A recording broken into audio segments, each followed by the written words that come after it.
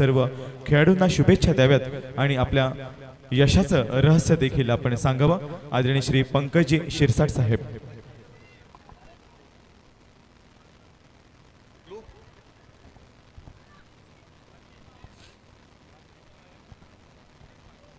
तांदुळवाडी गट कला क्रीडा प्रतिष्ठान आयोजित कुणबी कबड्डी लीग यासाठी खरं तर या ठिकाणी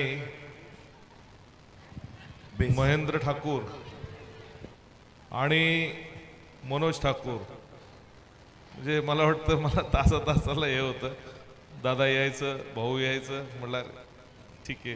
त्याच्यात आपले वाडा तालुक्याचे कबड्डीचे अध्यक्ष सचिन पाटील यांनी खूपच आग्रह केला, त्याबद्दल मी सगळ्यांचे खरंच आभार मानतो की एवढ्या खूप सुंदर आयोजनात कुणबी लीग मध्ये मला बोलवलं आणि 2 शब्द बोलायची संधी दिली। मित्रांनो, जास्त काही मी बोलणार नाही, कारण आपल्याला सगळ्यांना कबड्डी बघायची आहे। आत आलेले प्लेयर पण म्हणतात यार बाद झाला, आता याचं कवर ऐकायचं आम्ही, कारण ती परिस्थिती माझी होती तिथं खेळताना। विशेष म्हणजे आता तुम्हाला जस्ट आपले कार्यसम्राट आमदार राजेश पाटील बोलून गेले की यांच्या भाषणातून तुम्ही ऐका। मित्रांनो, खरं बघायला गेलं तर जे काय आज मी आपल्यासमोर उभा आहे ते फक्त ह्या लाल मातेची सेवा, एक 15 ते 20 वर्ष सेवा केली आणि त्यातनं मी इथं वरती आलो। म्हणजे बेसिक्स असतं की ग्राउंडचं पाणी मारण्यापासून फक्की मारण्यापासून चालू केलं तर आज स्टेजवर येऊन बसलोय। हे सगळ्यांना आपण ह्या सगळ्या याच्यातनं आपल्याला गेलंच पाहिजे, कारण कोणताही मुलगा डायरेक्ट ग्रॅज्युएट होत नाही, त्याला पहिली दुसरी तिसरी। तसं आपल्या ग्राउंडवर आपण ज्यावेळेस प्रॅक्टिस करतो त्यावेळेस पहिलं पाणी मारणं, त्याला रोलिंग करणं, त्याची मशागत ग्राउंडची चांगली करणं, याच्यातनं आपण आपल्या प्रति ग्राउंड प्रति आपण किती निष्ठा दाखवतो हे महत्वाचं। आपण जेवढी निष्ठा दाखवतो ग्राउंडला तेवढ्या डबल ग्राउंड आपल्याला देतं। क्या बात आहे।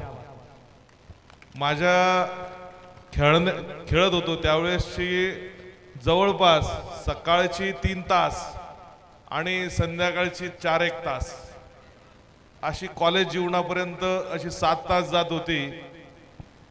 फक्त सकाळी 3 तास मेहनत करणं आणि संध्याकाळी 4 तास रनिंग करणं, फिटनेस करणं, प्लस कबड्डीची प्रॅक्टिस करणं। फक्त असाच येऊन इथं उभा नाही राहिलोय मी, त्याच्या मागे भरपूर आता दिसत असेल आडवा तिडवा झालोय का, तर कष्ट करायची सोडली म्हणून जरा शरीर सुटलंय मागच्या 3-4 वर्षात। हे आता इथं तुमच्या समोर ज्यावेळेस अजून 1 वर्षांनी आपण ह्या लीगला भेटू त्यावेळेस निश्चित मला वाटेल मी तुम्हाला 85 ते 90 किलोचा दिसेल। म्हणजे आत्तापासून कष्ट करायला चालू करतोय तेवढं कमी करेल, तेवढी मी माझी जिद्द ठेवतो। प्रत्येकाने आपली जिद्द एक चंग बांधला पाहिजे की मला माझं काहीतरी याच्यातनं भवितव्य झालंच पाहिजे। मी 10वीला असताना कबड्डी खेळायला सुरुवात केली, माझ्याबरोबर जो माझा मित्र होता तोही कबड्डी, आम्ही दोघंही खेळत होतो। त्याच्या पहिले आम्ही भरपूर खेळ खेळलो होतो, व्हॉलीबॉल खेळलो, खो खो खेळलो, फुटबॉल खेळलो, बास्केटबॉल खेळलो, हँडबॉल खेळलो। पण त्या दिवशी ज्या दिवशी आम्ही ग्राउंडवर कबड्डीच्या गेलो त्याच्यानंतर 1 महिना 2 महिन्यांनी आम्ही चंग बांधला दोघांनी की आपल्याला दोघांनाही आपलं उपजीविकेचं साधन जर तयार करायचं असेल, जर मिळवायचं असेल तर फक्त कबड्डीतनंच मिळवायचं। त्याच्यामुळे आजतागायत जे काय मला मिळालेलं आहे, म्हणजे माझी ONGCतली नोकरी असो, पहिली 19व्या वर्षी मी ONGCत नोकरीला लागलो तेही फक्त कबड्डीच्या जयच्यावर। तिथेही मी इंटरव्ह्यू दिला नाही, मी ट्रायलही दिली नाही। त्याच्यानंतर 2006 साली मी ONGC सोडली, एअर इंडियात गेलो, तिथे फक्त 1 इंटरव्ह्यू दिला गेला होता। त्याच्यात त्यांनी काय विचारलं मला आठवत नाही, मी काय उत्तर दिलं तेही मला माहित नाही। फक्त ग्राउंडवरचा गेम बघून मी आत गेलो आणि परत 7 वर्षानंतर ते सोडलं। परत कोणत्याही, आता हे चुकून समालोचक म्हणले की MPSC UPSC नाही, मी MPSC UPSC देऊन इथं आलेलो नाही। मी फक्त कबड्डी खेळाडू म्हणून कबड्डी क्या खेळतो, बात आहे, तर म्हणून जोर मी इथं उभा टाळ्या. आहे. हा पुढे जाऊन माझ्या जिद्दीनं मी माझे जे काही जॉईनिंग होतं आणि मला परीक्षा द्यावा लागल्या नाही, पण जॉईन झाल्यानंतर जे काय मला कंप्लायन्सेस परीक्षेचे करायची होती ती सगळे मी माझे केली. का तर माझी एक अभ्यासाची छोटीशी बैठक होती, छोटासा वेळ होता की मी काय माझं काही ना काही वाचन करत राहायचो, खेळत होतो तरी वाचत राहायचो. तसंच सगळ्यांना मी हेच सांगू इच्छितो की आपण जरी खेळत असाल तरी थोडंसं आपला अभ्यासातही लक्ष असावं. कारण माझ्याबरोबर काही खेळाडू अशी होती की खूप चांगली खेळाडू होती. उदाहरण दाखल देतो, शैलेश सावंत जो पहिला विश्वविजेता कबड्डी संघात होता, फक्त शिक्षणामुळं थोडा बहुत मागे राहिला.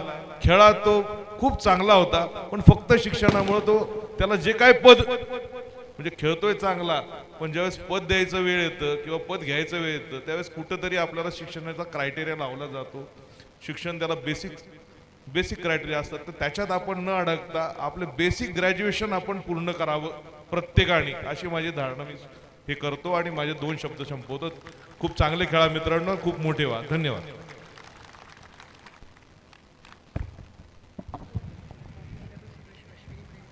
अगदी जीवनाचा प्रवास विद्यार्थ्यापासून अप्पर पोलीस